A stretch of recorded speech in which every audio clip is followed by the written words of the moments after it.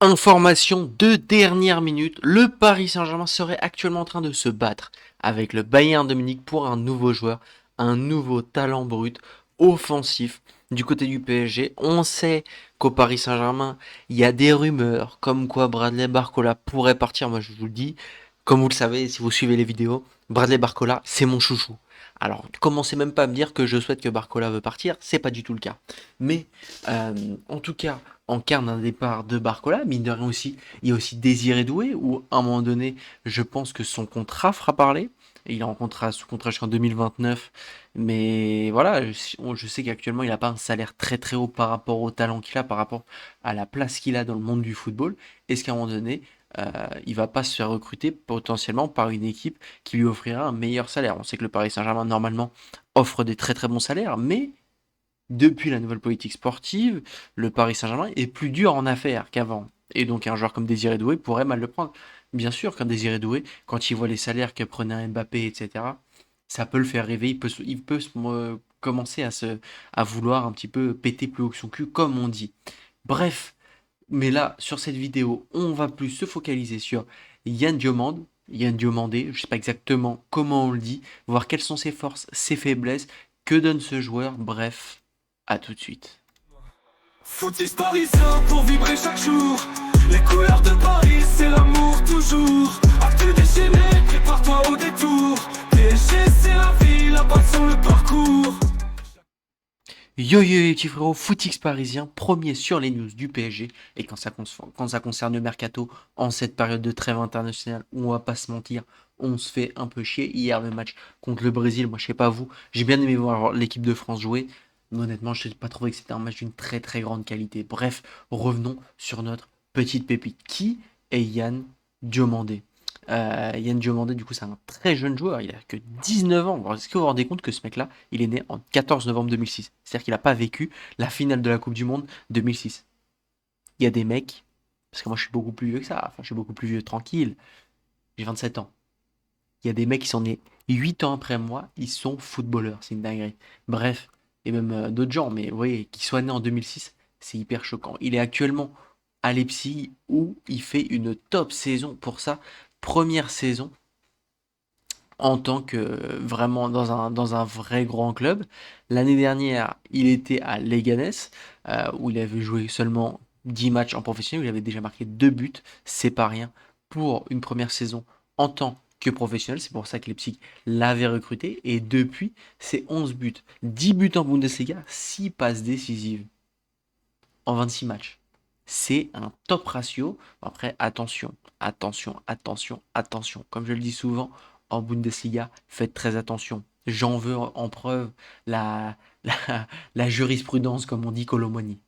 Voilà, il y a des joueurs, euh, ils font des top saisons en Bundesliga et ensuite ça donne pas grand chose parce que bah, la Bundesliga, vous savez, c'est un championnat qui est très ouvert, les défenses sont très ouvertes.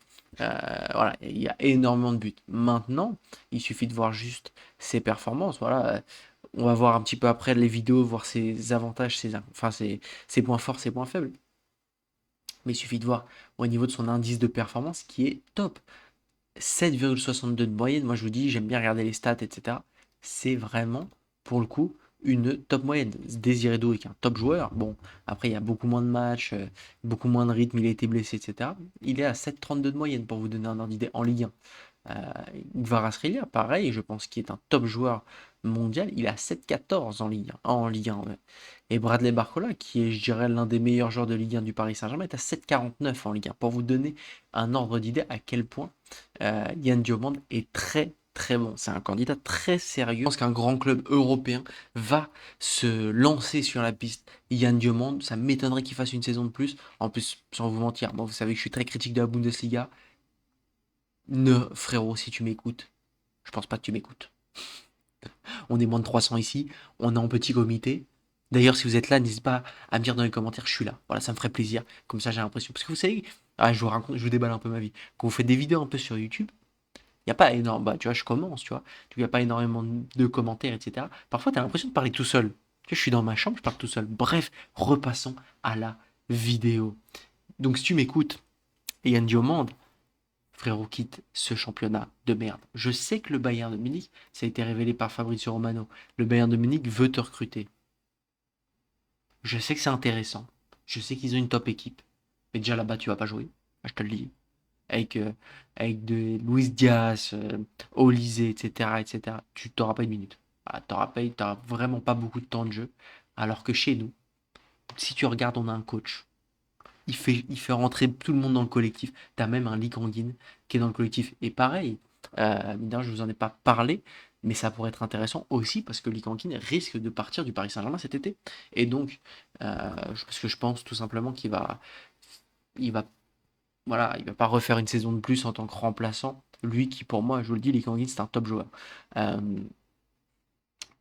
En tout cas, voilà, je pense que frérot, si tu veux vraiment, là je parle à Diane Diomande, si tu veux vraiment jouer, ne pars pas au Bayern de Munich. En plus, le championnat c'est pété. Voilà, éclaté. Bref. euh, donc voilà, donc c'est un joueur qui est maintenant titulaire indiscutable à Leipzig. Et quand même, c'est pas rien pour sa première année au club. Je dirais même que c'est le meilleur joueur de son équipe pour un Leipzig qui ne faisait plus grand-chose ces dernières années. C'est pas le Leipzig qu'on avait rencontré en demi-finale de Ligue des Champions non plus. Vous voyez ce que je veux dire? C'est pas le Leipzig avec Konaté, machin, voilà, les Upamecano, vous voyez ce que je veux dire, quoi. Les Sabitzer, enfin bref. Vous voyez, c'est pas ce Leipzig-là. Là, c'est un Leipzig un peu plus... Quand... Il suffit de regarder le 11, quoi. Il y a Lukeba dans le 11, avec tout le respect. Avec tout le respect. Voilà. On l'a vu jouer à Lyon. C'était pas un top joueur non plus. Avec tout le respect, encore une fois, il est très jeune. Voyons voir ce que ça donne dans le futur. En tout cas, il réussit à propulser cette équipe de Leipzig quatrième du classement, qui va certainement, potentiellement, jouer la Ligue des Champions l'année prochaine. Maintenant, on va voir un petit peu ce que ça donne notre cher Yann Diomande sur un terrain. J'espère que le son n'est pas trop fort, je vais l'enlever directement.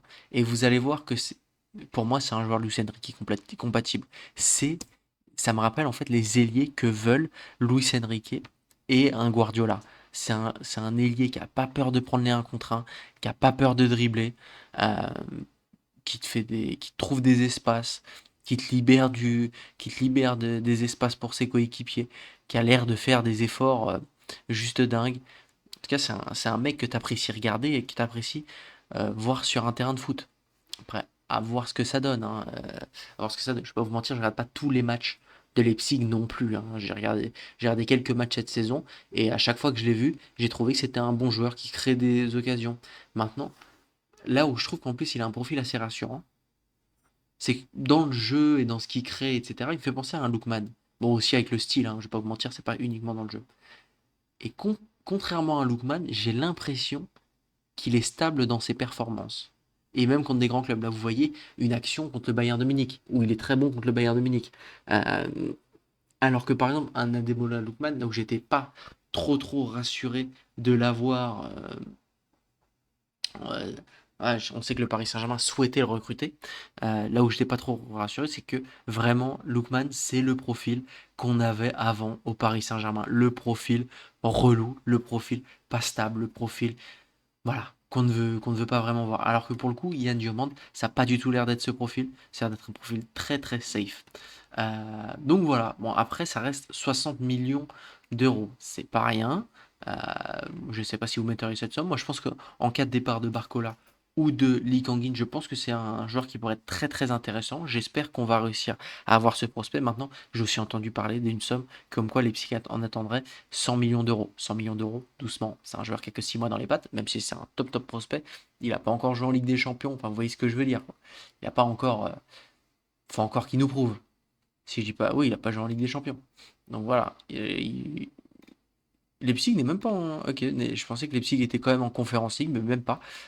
Donc voilà. Ça reste un prospect, doucement quand même. 100 millions, on va les investir autre part. Mais 60 millions, ça peut être très intéressant. Notamment que le joueur est suivi euh, par d'autres clubs, Liverpool, Manchester United, etc., etc. Ça peut être le dossier chaud de cet été. Bref, n'hésitez pas à me dire ce que vous en pensez si vous étiez le Paris Saint-Germain, si vous le recruteriez, si vous étiez le joueur, est-ce que vous iriez au Paris Saint-Germain.